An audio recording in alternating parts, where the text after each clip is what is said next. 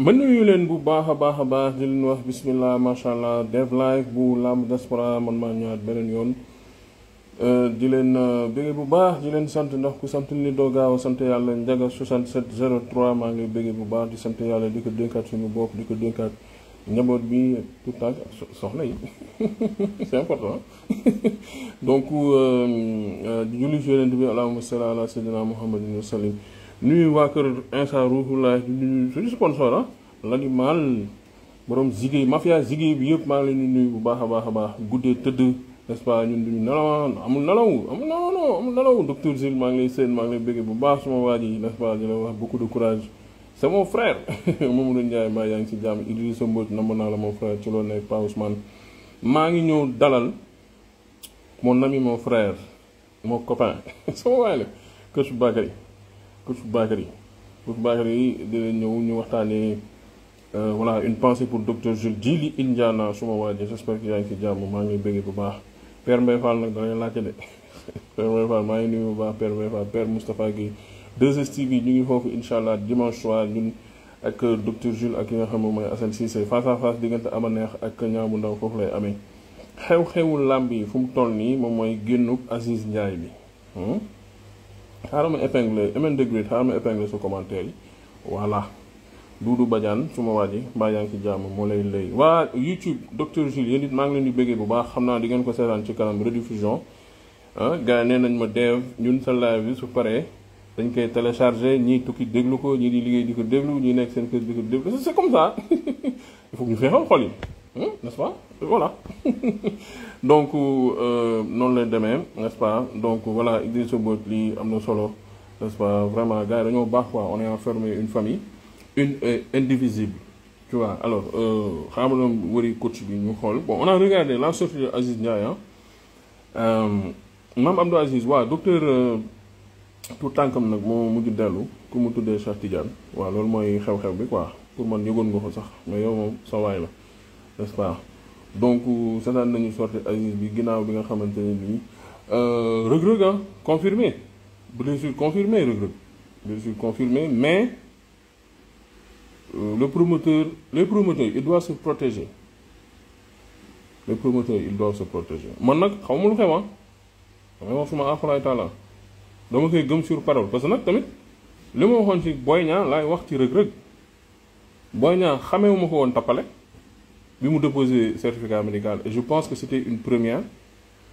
loolee laay waxaat ci Reug xamewuma ko tappale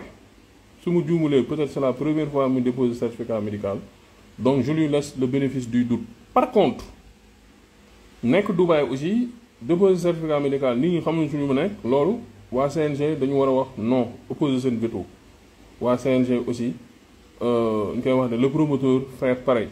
il n'a qu'à venir il a les moyens de se déplacer nu ñëw ba Sénégal ñu xool ko CNG am na ay docteur ñu valider ou pas son certificat médical lu ko munti dal ñu ngi koy ñaanal jàmm n'est-ce pas mu wér pelek tu vois waaye li ma waxoon mooy am na lu mu yàqal boppam am na lu mu yàqal promoteur bi am na lu mu ñu yàqal ñun ñu sax grave on n'investit pas trop d'argent ñu plaisir lañ ci am et tout waaye nag am na lu mu yàqal adversaire am ba adversaire am il file tout droit vers une année blanche su mois de mai jotee nooy amee combat ci 2 mois te moom il est obligé mu xaar adversaire am pendant 3 mois ça c'est les textes du CNG inventé wu ma ko moom Boy Niang day obligé mu xaar 3 mois doog a mën a jël beneen avance pour mën a bëre te su xaaree 3 mois saison bi day tëj saison bi normalement su dee ministre du sport bi mayuñu dérogation normalement le 31 juillet lay tëj léegi lii andi problème yi du leneen lu dul ay accumulation de contrat man nag du ma wax MMA wax dëgg neex yàlla man fi ma nekkoon laa nekk pour man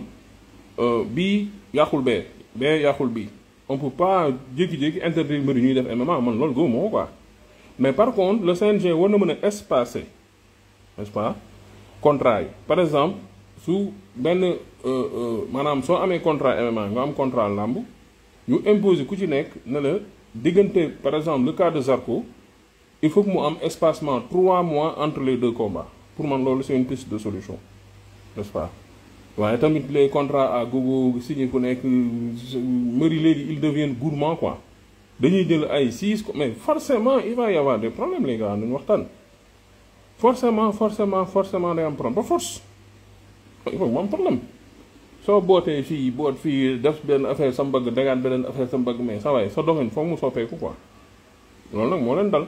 moo dal Reug parce que il a des engagements yoo nga xamante ne am na ko ak fee xam nga qu'on se voile pas la face li Reug gi am fële mënu ko am fii c'est impossible xaaral ma wëri kii anamu sax Serigne Ndiour maa ngi lay bëgg bu baax j'espère que yaa ngi si jàmm man maa ngi si jàmm anamu sax yal min bi moom bëri vraiment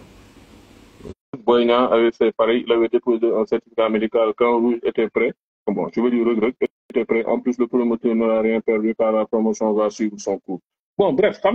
je dirais qu'il va perdre un peu en crédibilité par rapport aux sponsors. Parce que sponsors aussi, dañuy dégager ay budget. Sponsors dañuy jàpp ay date. Sponsors mënuñu topp pendant 2 ans, 3 ans. Dañuy am benn affaire bon dañuy ñëw ne la par exemple combat bi ñu bëgg am période bii nii. Léegi soo amul période boobu ils vont être obligés yow nga def benn extension. C'est pas si facile que ça, hein. C'est pas si facile que ça. Et après affaire bi dafa jaxasoo. Sabar bu tas la. Il faut que le CNG ñu jël seen matuwaay politique de l'autruche bu ñuy def. Parce que tey ku seetaan Aziz di nga ko waxal lu ne. On peut lui dire n'importe quoi mais il a su défendre ses intérêts. Ouais, non man li ma ko jàngatee mën nañ ko waxal lu ne mais il a su défendre ses intérêts à tort ou à raison. Am na foo nga xam ne d'accord naa ak moom am foo nga xamante ne je suis pas d'accord avec lui. J'ai vu un monsieur boo nga xam ne nii bon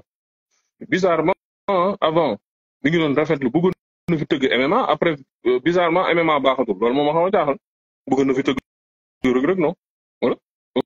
boo ko woon day tëgg Reug wala Francis Ngannou wala da ngeen fàtte lool moom Aziz moo ko waxoon wax na day tëgg diggante Reug ak Francis Ngannou kon su fekkente ne le MMA est plus bon MMA day yàq lamb non personnellement foofu je ne partage pas trop son avis fi ma d'accord ak moom quand même que Zarko a respecté son contrat en ne pas luttant pour Eric Favre léegi nag ñoom seen classement bu ñu am ak Eric Favre que Eric Favre nekkul ci ay yoon n'est-ce pas que Eric Favre y a un terme qu'il a utilisé xam nga il est irrégulier wala genre de jamais oublié le terme loolu ñoom seen diggante la loolu ñoom seen diggante la mais on peut pas lui donner sur toute la ligue man j'ai senti que il a voulu défendre Zarko parce que Zarko c'est son élément il a payé plus d'argent il a un peu minimisé li ñuy fay fële MMA que MMA ay 2 millions lañ leen di fay 3 millions ce qui n'est pas bon hein MMA aussi li ñuy fay ci laabe moo ëpp fuuf tu vois beneen jàngat bi mu ci am aussi il y a allé sans gants xam nga quand tu diriges une structure hein waroo fi nekk di njaabanjal rek quoi jaar gauche jaar non tu défends tes intérêts man buzz bi ñu waxtaanee que man loolu laa koy wax et je le dis encore je lui le dis encore donc dinaa ko wax publiquement dinaa ko wax en face dinaa ko wax su ma ko jotee au téléphone les gars de bref tu leur dis n'importe quoi ils défendent leurs intérêts buzz il fait le cool quoi on dirait que de éviter je sais pas voilà il veut pas frustrer c'est l'impression que j'ai quoi mais kii dafa génn dafa défendre intérêt mu woo telem woo Aziz dafa génn woo Abou Ndour aussi voilà quoi lu waa ji wax mu ne ko yarkamu voilà su waa ji kisoolee mu ne ko yarkamu voilà c'est normal ñoo bokk seen structure et son patron aussi tu vois ce que je veux dire donc on peut pas lui reprocher ce côté il a investi moom des millions sur Zarko am événement boo nga xamante ne nii MMA bi mënoon na ko yàq entre guillemets en cas de blessure bien sûr mais heureusement blessure amul tu vois waaye xaaral ma ñëw yan min bi fi ma d'accordul mooy su bëggee jël MMA bi def ko benn genre morceau famerukaay quoi comme si du dara tu vois non bon il faut éliminer ce truc non là je suis pas d'accord par contre là je suis pas d'accord alors yan min bi mon ami mon frère gars yi nag maa leen di ñaan tey commentaire yi loolu man je prends mes propres responsabilités su commencé am ay kii kërëb man qu'est-ce que je fais je bloque les commentaires comme ni ma ko defee keroog ak Ibrahima Faye Buzz donc maa ngi leen di ñaan di ko ñaan Yelmin bi n'est-ce pas on est une famille nañu cool yalbin bi bàyyil commentaire yi bàyyi leen yalbin bi comme ça ñu am benn kii bu nice parce que après gars yi am na ñoo xam dañuy ruube rek di ruube finalement on peut pas être focus hein. Bakary Sakho mon très cher comment tu vas. ñu ngi lay ziar di la jox sa wàccuwaay bu baax di wax ni malgré ñi ngi dund mais tey damay yeesalaat sama njàlle ci docteur Jules bu baax kooku sama grand la sama nijaay la sama frère la sama xaritu papa la sama papa la tamit teg ci ñu ngi koy jaal encore di ko wax ne ko tout tànk boobu yàlla na ko yàlla suñu borom xaaree àjjana waaw di wax ne sama tata boobu yàlla yokk muñam bu baax a baax a baax a baax waaw une pensée à elle seen sarax yàgg ci seen loxo bu wér ndax Jules moom wax dëgg yàlla xam naa ne dañoo mënul wax rek maanaam xam nga deedu jaas loolooy problème bi waaye wax dëgg yàlla doon sax loo xam ne ni tey war na jaar ci moom wala mu jaar sax ci njabootam yéene wuñ ko du benn yoon kon ñu ngi koy ziaraat di ko wax ne ko ñu ngi koy dooleel di partager naqar bi ak moom wax dëgg yàlla bu baax a baax a baax a baax te xam naa ne danañ ko yokk en dëgër laay bu wér jërëjëf kàddu yi am na solo vraiment on est devenu une famille hein franchement la dama ne Bakary Sakho si fi nekkoon tu vois dina ko ñu ko yëpp ñëpp ñu ko mënoon dem nañ ko ñu mënul woon dem def nañ ko si et tout alors Bakary xaw nañu gëj a live tuuti je pense defoon nañ ko semaine passée il y a des choses qui se sont passées entre temps l'affaire Zarko bon j'aime pas trop revenir là-dessus mais malheureusement ça refait surface ginnaaw buñ ko convoqué dik et tout la nouvelle ñaari nouvelle la bëgg naa nga ñëw ci ñaari aspect bu njëkk bi mooy rëg-rëg est-ce que yow da nga tu étais informé que ni nañ commencé ci rëg-rëg balaa ñu dem ci comment ça s'appelle voilà Zarko ak la sortie de Aziz là rëg-rëg bon il y avait des bruits de couloir hein on savait que ni voilà il y a quelque chose qui se tramait Fadam waxoon na ci ñun on avait des infos man on m'avait dit carrément que ni du bëri à cause que combat yi nga xam da koy prêt honnêtement on me l'avait dit nan nga gisee loolu noonu. waaw mais loolu lépp day wane rek manque de professionnalisme chez les promoteurs parce que Boy Niang moo njëkkoon a gaañ donc rëg-rëg yaakaar naa ne bu gaañoo fii amul kenn ko war a tij sa gémmiñ wax ndax rëg-rëg nag yàgg naa préparé lamb kenn mësu koo dégg ne gaañu na aj na lamb ñu waxante dëgg kon tey na gars yi demee aspect positif sànq rek balaa ngeen dugg loolu laa doon wax il a pas l'habitude di taxale kam faw gars yi demee aspect positif te bu ngeen xoolee type d'entraînement wu rëg-rëg c'est trop intense donc pour mu blesser c'est normal ça peut arriver bu leen fàtte ne année yi ñu génn rëg-rëg dafa tegale MMA lamb da am benn moment boo xam ne ni sa corps dafay éclater te bien yàggul dara rëg-rëg mi ngi jëloon masse musculaire boo xam ne ni da ko tas en espace de 1 mois et demi taf donc sur tension yooyu mën na nekk ci muscle mu am problème mu deltoïde maanaam mën nañoo wax blessure boo xam ne mën na ko tere mu yëkkati loxo bi mu bëre mais du blessure boo xam ne ni mën na ko tenir 2 à 3 mois problème deltoïde ça se fixe facilement tu vois dégguñu la excuse-moi maa coupé woon sa micro dama ne il paraît que ñaari épaules yi ci la am problème. oui mën na nekk moom laa lay wax problème deltoïde mën na doon ay problème deltoïde c'est très normal loolu day arrivé ñëpp souvent bay am na yenn niveau intense boo ci toolee rek des fois da ngay am ay problème deltoïde am problème mu lat des fois ci lat yi lay jàpp ay ñaari në lay doon ñaari bul yu ndaw lay doon day mel ni kiis en général de ça prend nag benn 2 à 3 4 semaines boo xam ne nii day laaj ay bon xam nga taxawaat ci bu baax am benn truc de repos boo xam ne ni da lay mën a jàppale quoi c'est ça. alors donc yaa ngi doon wax ci côté promoteur yi bon lii daf may fàttali diggante Ama Baldé ak Gris Bordeaux ku feebar jox sa morom certificat médical sur certificat médical loolu daloon na fi Ibrahima Diop promoteur ñu ngi koy nuyu bu baax. C'est quoi le problème est-ce que promoteurs yi ils sont mal maanaam dañ leen jàppalewul bu baax wala boog affaire dafa xaw yomb est-ce que moom mbër mi jarul mu ñëw ba fii Sénégal n'est-ce pas pour def contre expertise sinon journée bi dafa nar a yàqu et combat bi saison prochaine la jëm. Ouais, certes, c'est sûr et certain parce que nous, quand même, les promoteurs du Sénégal, bon, en général, la mine règle, mais sont pas des professionnels du tout. Sont pas professionnels. Ñom organiser ngeen tek ci mo gëna gaaw ci ñom ko organiser lo xamné ni c'est sport la bu bëggé dégg parce que des fois damay xol leur façon de communication leur façon de faire certes bëgg nañu dimbali mais dama naan en fait ce cerveau warul mën a bloquer benn certain niveau boo xam ne ni waroo jóge ci point A jëm ci point Z nga bëgg a toog ci point A defaa nga wàccaat B A B ñaata yoon la fii sportif di ñëw Eric Fabre li ko génne ci làmb loolu ci la bokk Tapha Tine Bombardier ñëw ne loxo bi dafa simeeku te yàlla xam na ne dara simeekuwul dem côté hôpital Fann for fa mais quand benn même rajo andi na certificat médical quand même gis nga mu andi ay. déglu ma wax la Bombardier loolu mu présenté bu ñëwoon loxo gauche la loxo droite lañu wane left right c'est écrit à côté parce que gars yi ñoo dul lire rek tout simplement gars yi dul lire mais loolu da nga koy for hôpital Fann ci ginnaaw ci mbalit mi nga koy foree ñëw taxaw ne mi ngi nii c'est ça la réalité xam nga moom laa expliqué ça veut dire que pour nga dugal certificat médical Sénégal c'est tellement facile te on a des faux docteurs yoo xam ne nii lu la neex la ñuy bind boo bëggee dégg-dëgg fii ak CNG ñoom seen jëmmi bopp amuñu commission boo xam ne nii ça parle des médecins sportifs yoo xam ne ñoom ñooy def ay rajo gi yëpp maa ngi jégalu ku mu neex dugal problème ku mu neex dugal problème. ok c'est ça la réalité. te tamit danaa la ko waxaat pour nga bàyyi ci xel même chez les blancs quand tu viens tu dis j'ai mal à la tête médecin bi testé gis na malo à la tête nga ne ko j'ai mal à la tête amul choix bind il a mal à la tête il n'a pas le choix parce qu'il va pas prendre les risques dire kii dara dal ko yaa may dégg. ok. loolu ci sànni sécurité la bokk que ça soit clair. léegi les solutions est-ce que lii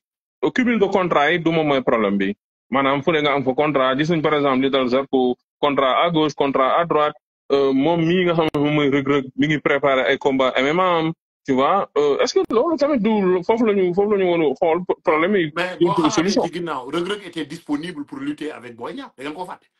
waaw le 1er janvier. waaw mais Boy Niang moo amoon problème on est d'accord. waaw on est d'accord. ça n'a rien à voir avec les contrats parce que Reug Reug 5 ans 6 ans ci ginnaaw mi ngi def ay MMA am ñëw di confirmer lambam ba ni ko Sa Thiès daane que ça soit clair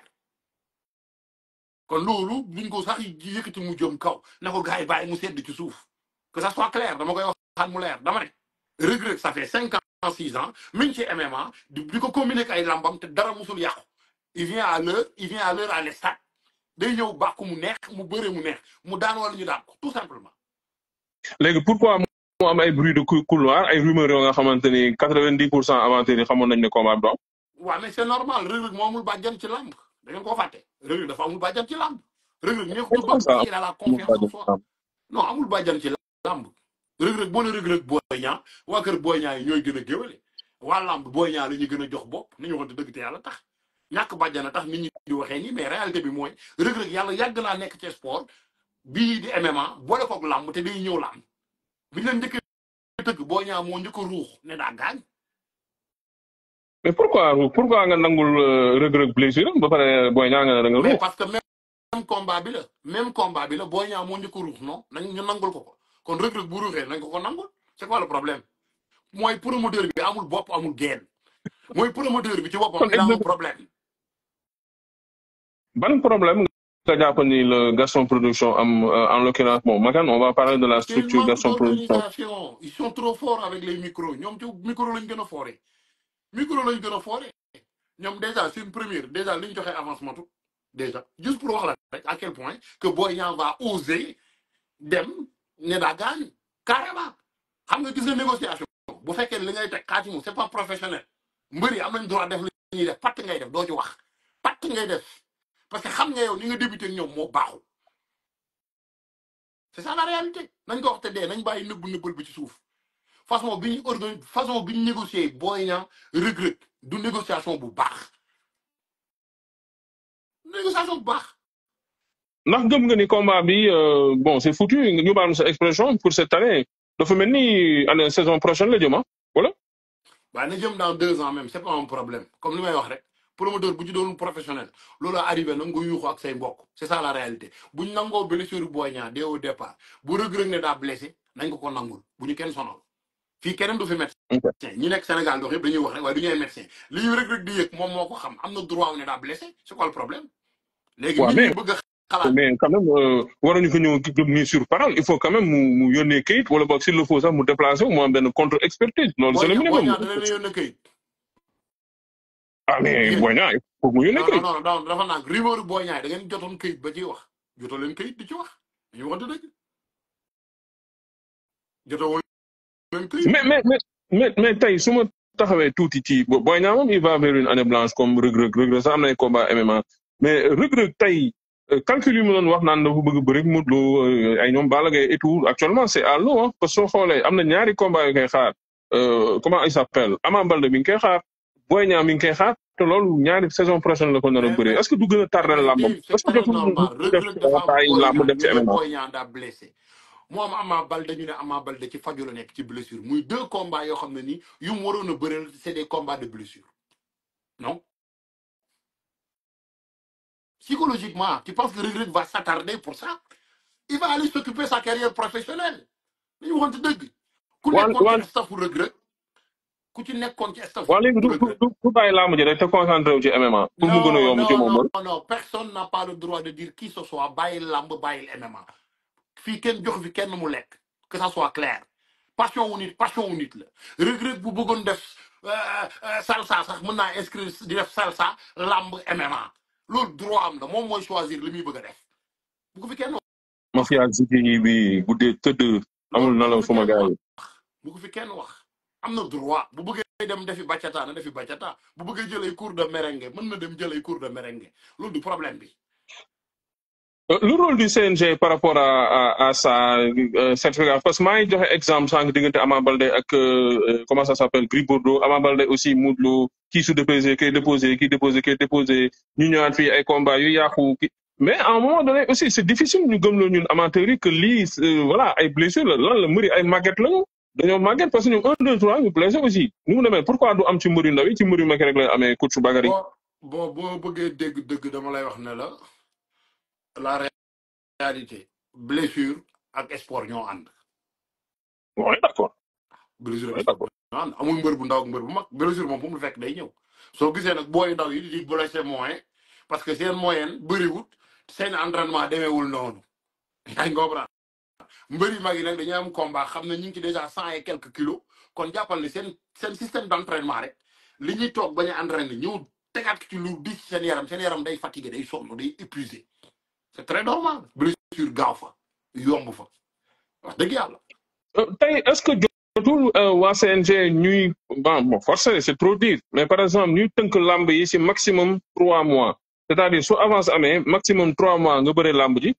dina permettre par exemple moom promoteur mu mën a organiser combat parce que suñu ko defee ay 6 mois parce que soo xoolee janvier ba juin c'était loin loolu lu ne mën na cee xew est-ce que loolu tamit gënul ñuy tënk affaire yi ne par exemple bu contrat duggee tu as 3 mois pour organiser le combat loolu dina maanaam amoindrir wàññi risque blessure yi coach Bakary.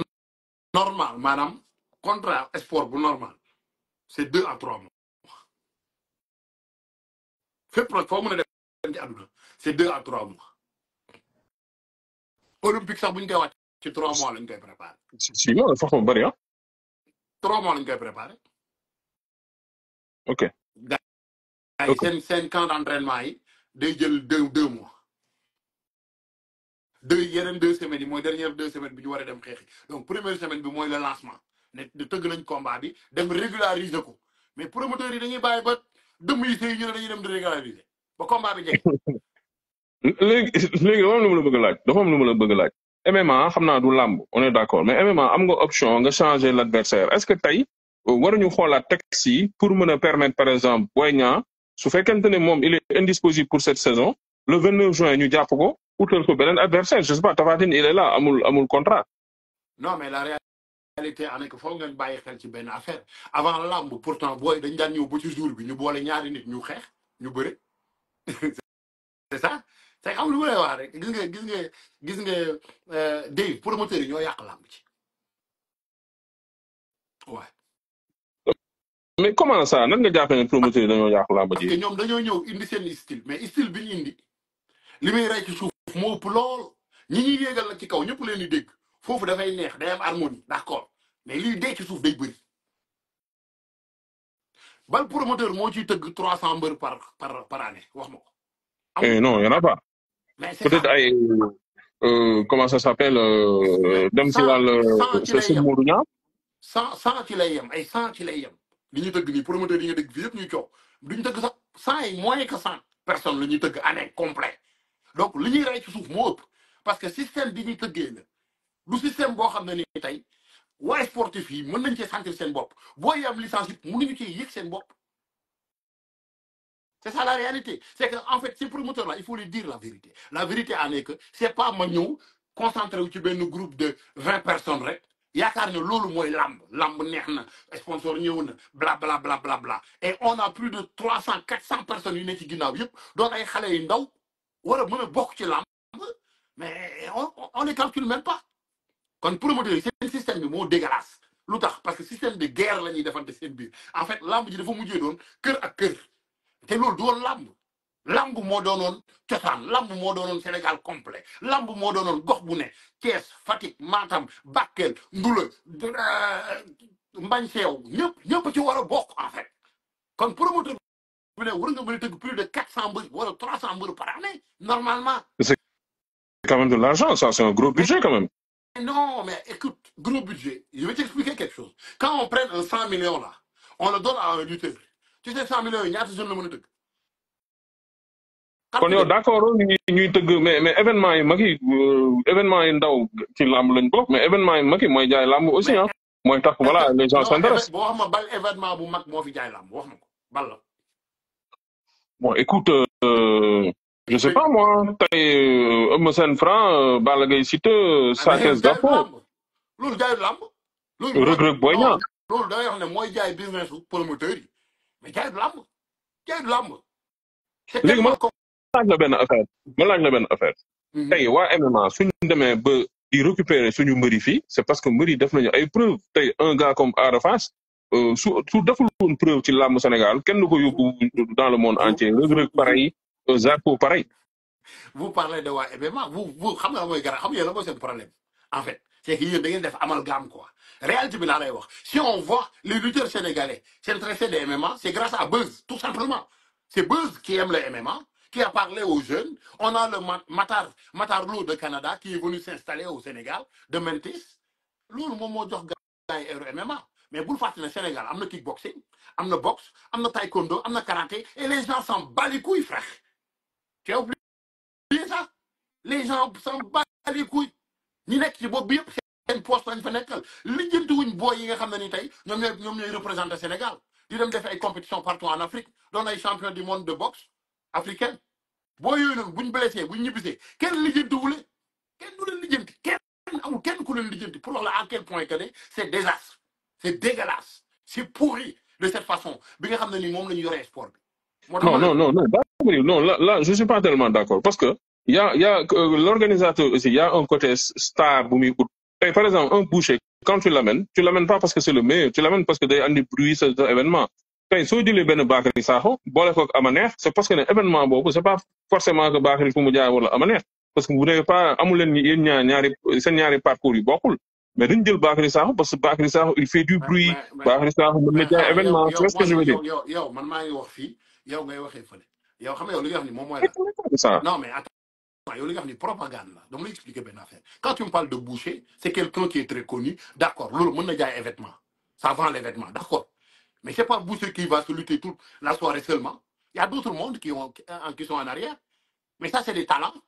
ça c'est des personnes yoo xam ne mën nañoo représenter Sénégal olympique mën nañoo jël drapeau Sénégal dem ci MMA bi international ma ne la kon dans les MMA bi nga xam ne ni tey ñu ngi koy soofantal li MMA mën a génne ci doomi Sénégal vers l'extérieur lamb mënu koo génne que ça soit clair.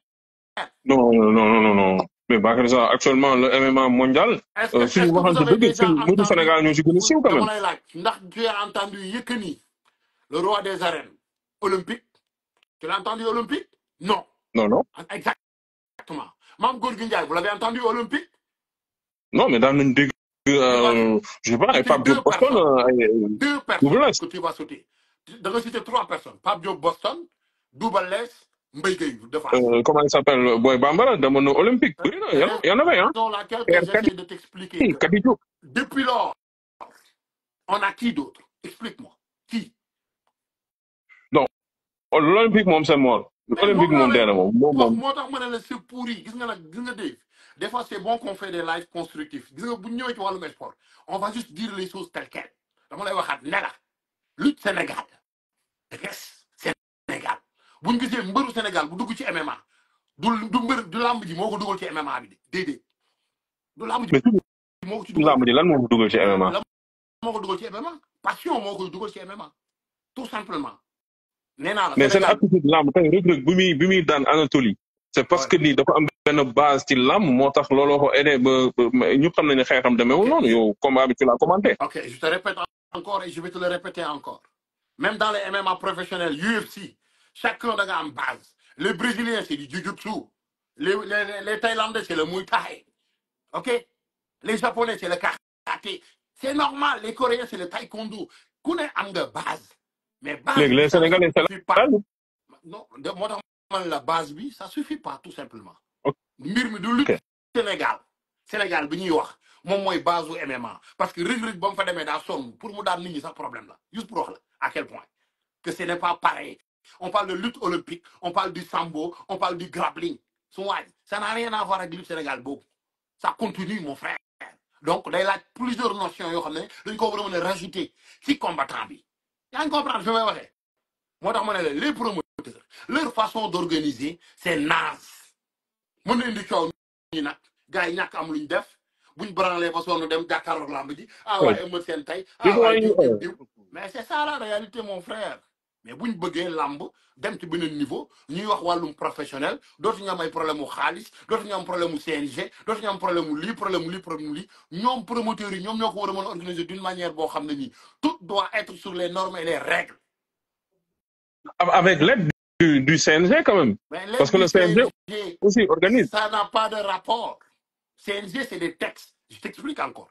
CNG bërëb la boo xam ne ni ay textes ñoo fa nekk. ces textes là c'est pas ay textes yoo nga xam ne suñuy wax ci MMA ñaari ligne moo ci nekk est-ce que loolu ay textes yu wóor la. dama lay expliquer textes yi sax musul wax MMA musul rédiger MMA c'est après Blindé bi mu jëlee kaw lañ ko ci dugal que ça soit clair lamb xamutoon MMA bi ñu bind textes yi depuis Alioune Sarr xamu ko woon Bombardier xeex na fi MMA